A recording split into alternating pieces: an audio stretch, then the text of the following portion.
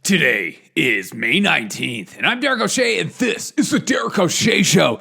January 6th commission that's coming out and it's debated on all day today is now facing new opposition from some in the Republican Party, and I just can't put a finger on to figure out why, because it makes absolutely no sense to do more. As Kevin McCarthy, Republican of the great state and beautiful beaches and fantastic population of people of California, also said funds have been already appropriated to conduct a comprehensive review over the operations of the Capitol Police, who were overwhelmed by the riot on January 6th. He also noted that nearly 450 people have been arrested and made in the connection within the day's events of January 6th, which means criminal cases are underway. So we're already doing stuff, but as usual, as typical, politicians say, no, we need more. We need to make a stand. We need our voters to know that we care. We need the media to know that we're also as outraged as you guys. We like to hype up everyone's emotions just like you guys. So we're going to keep this thing going for the rest of your lives, because this is just as big as 9/11 and Pearl Harbor. Just like the Democrats said, it's just as big as 9/11 and Pearl Harbor. Are you freaking nuts? Apparently, because that makes literally no sense. And if you believe that, I worry for you. Israel and Palestine news that's happening today. United States expects a significant de-escalation by Israel today as Biden called Netanyahu on the telephone and had a conversation. I wonder if he said the same thing. If you ask me a question, I'll run you over with this truck. God, freaking yesterday's interview. The IDF artillery opened fire on targets in Lebanon after multiple rockets were launched from Lebanon into northern Israel. As always, they're just piling on Israel, but Israel is just defending itself, and people see that as aggression. It's literally the stupidest thing. It's like if the Mexican cartel started firing weapons at us and we started taking them out, and people were like, hey, quit firing rockets at Mexico, guys. Why do you hate Mexican people so much? You guys are so racist. And you're like, we're not. We're firing at the cartels. And they're like, hey, it's all the same, man. And then they create this narrative, this fake narrative, and keep pushing it down your throats as if Israel is this aggressive regime and has an apartheid government. God, just so stupid. Netanyahu says Israel could conquer Hamas. And again, he's not saying Palestine, he's saying Hamas. I've seen videos constantly of Jews and people from Israel saying, we want Palestine to be free too. We want them to be free from Hamas, as I'm sure a ton of Palestinians secretly down deep inside, if they weren't controlled by Hamas, would feel the exact same way. Because if I was owned by a government system or a terrorist organization, I would want to be free from that too. But at the same time, I would be scared to speak up for my head to be beheaded. The PM, Netanyahu, vows to fight on and sets no timeline for end of bombing as Russia joins Biden in calling for ceasefire and calls Gaza casualties unacceptable. Russia is also getting in the fight and saying, hey, guys, relax. But at the same time, I don't blame Israel one bit. I just don't. The thing that sucks about war is that people die and that kids die, and it's incredibly unfortunate, and it freaking sucks, and I hate it. I hate that aspect of war. But when the Hamas fires rockets and they do military operations from things like a hospital, a school, they use humans as targets, as shields, what do you think is going to happen? This isn't like the 1900s where people line up in a line and face each other and then fire like gentlemen.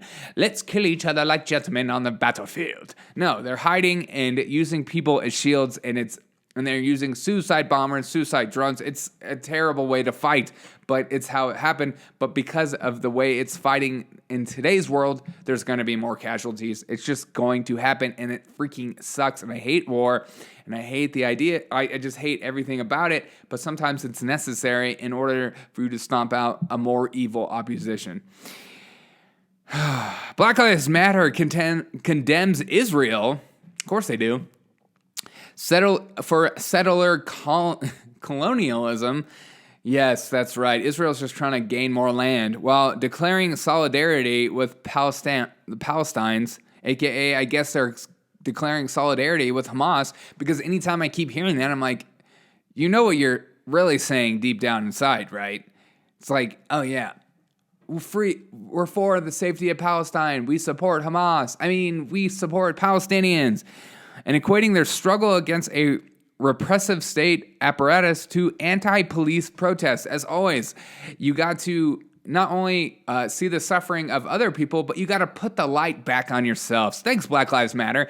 It's all about you guys. It's like, hey, I know you guys are suffering from war-torn stuff, but remember the riots all summer? That's still an issue, okay? Let's put the light back on us. We're all part of this. As always, liberals like to be all in this together. All the teachers all feel the same way. Every nurse feels the same way.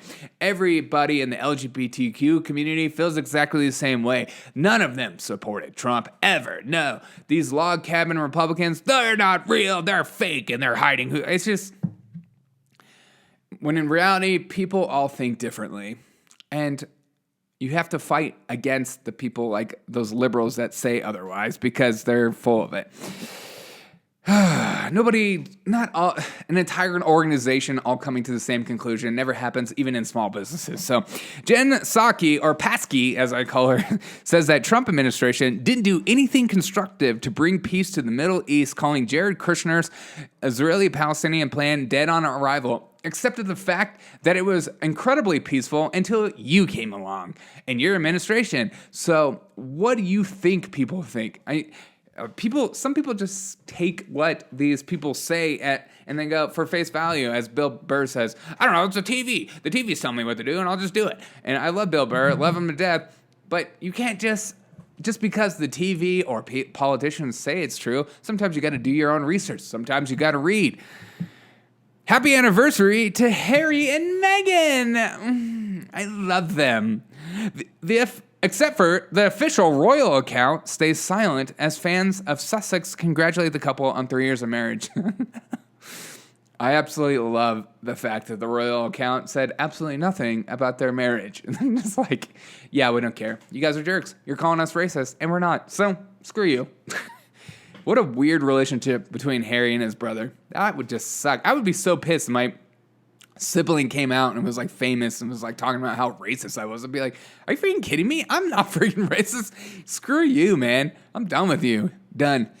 Fantastic. Done with you. No more. On Tuesday, speaking in Battery Park in New York City, Democrat mayor candidate Andrew Yang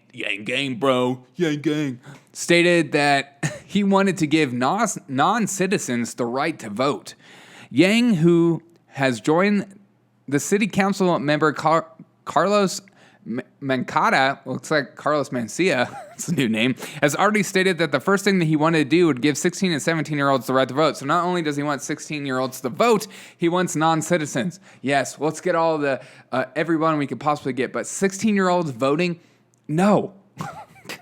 I don't even think 21-year-olds or 18-year-olds should vote. I think you should be like 25 or 30. I think you have to have some life experience under your belt to understand, because you guys, when I was 18, I was just going to say I was an idiot. I thought I knew everything, but I didn't. And that's how it is, isn't it? President Joe Biden is facing some backlash for things he did on Tuesday over a report that said the administration was going to waive the sanctions on a company and its CEO who are responsible for building Russia's Nord Stream 2 pipeline to Germany. As always, Don't you love the Germans? They're like, hey, we're doing solar and wind energy. No big deal. Also, we need a pipeline. Russia, anyone? China, Russia, anyone still doing that out there? Because we could really use some help. Oh, so we're just going to transport it as opposed to just being energy efficient ourselves? Yeah, great. That's what we're going to, too. We're going to start shipping in our stuff. Remember when we were energy independent? The good old days. Golly. Okay. Trans golfer Haley Davidson, who played on the men's college team, snags woman's title and eyes the the LPGA. So Haley Davidson gonna go tear it up in the LPGA. You mean I get the tee off from this spot, not back there? Fantastic. Oh, I don't you love all these like people in the news saying things like, there is no scientific proven advantage that men have over women in sports. Nothing whatsoever. It's exactly the same playing field. It's all in your head. Sure. If that was the case, then we would have unisex sports always. But it's not. And at this point, I'm okay with that. I think that we should only have unisex sports. And then the girls would get really mad, and then the feminists would get mad, and then you would see how stupid it is. Sometimes I feel like some of these liberal ideas that get pushed out, I just think, you know what, let's see how this plays out and see how it doesn't go into your favor. People like Megan Rapinoe wouldn't survive a day in the American men's team. I'll just put it out there. I apologize. How old is Megan Rapinoe? She's like 40. Megan Rapinoe age. She's 35 years old, still playing professionally, and that just solidifies it for me. Chicago Mayor Lori Lightfoot, spokeswoman, has reportedly announced, which Lori Lightfoot's doing a great job. I think 35 people were shot this weekend alone and 5 people dead. As always, Chicago gets no representation in the news for how many people actually get shot there on a daily basis. Why? Because those guns are illegal and they're handguns and it's not part of the narrative and blah, blah, blah. Lori Lightfoot's spokeswoman has reportedly announced that she will only give interviews, wait for it, to black or brown journalists on the occasion of reaching the halfway point to her term as mayor. This is called freaking racism. That's like me coming out as a politician saying, I'm only going to let white people talk to me. So, I'm sorry. Yeah, I'm not going to take any questions. Yeah, you're black. Sorry. I just don't think there's enough representation of white journalists, okay? It's not because I don't want to hear from you. That's not the case. It's just, how is this not racist? It's unbelievable what liberals have done in the media and also in their minds to think things like this isn't perceived as racism. History, if MLK was born, would he see something like this and say, yeah, this is what I was talking about? I mean, 2 U.S. Marines, Lewis William Zerskin, 52 years old, and Jeremy Hughes Manchester, 41 years old, including a businessman who became a Forbes featured CEO after 12 years in prison for drug smuggling, congrats, have been arrested in broad daylight, being part of a $2.95 million revenge ransom plot of a Thai businessman from a restaurant. What the heck? What are all these old military dudes like going to Venezuela and stuff? They're just like, yeah, I want to relive my past. Ransom plot? What movie is this? I feel like I have a set of skills. I just forget the line. I have a certain set of skills, and I know to use it. I'm going to kill you guys. Google came out with a new thing yesterday. On Google, you can say, hey, Google, what's this rash? The new AI tool can identify 288 skin conditions, including warts, cysts, lymphoma, from 3 different photos. Very cool, especially somebody like me, a ginger who constantly gets sunburned. This is the kind of progress we gingers need in America. Rashida Tlaib, the squad member, told Biden on a tarmac yesterday he can give right-wing Netanyahu billions each year to bomb schools with U.S.-supplied weapons, and said Palestinians' human rights are not a bargaining chip. You can't give them any more weapons, okay? I say so. I wonder why she would say that. Because she hates Jews, and she's said it multiple times on Twitter. Don't say that. Okay, totally joking, but not joking. And, yeah. The European Union has approved the beginnings of a vaccine passport system that will allow tourists to visit without needing a test or quarantine. Very cool. Except for those who aren't vaccinated, like, I don't know. Like your boy. But, so you have to have a vaccine passport to go to the EU. As liberals here think, that's a great idea. A little passport, maybe a star, maybe you can put them in camp. 71% of French people think that the country can't take any more immigration in 2021. France is doing a great job, as there's areas in France that French people aren't allowed to go to, and generals are coming out against stuff like this.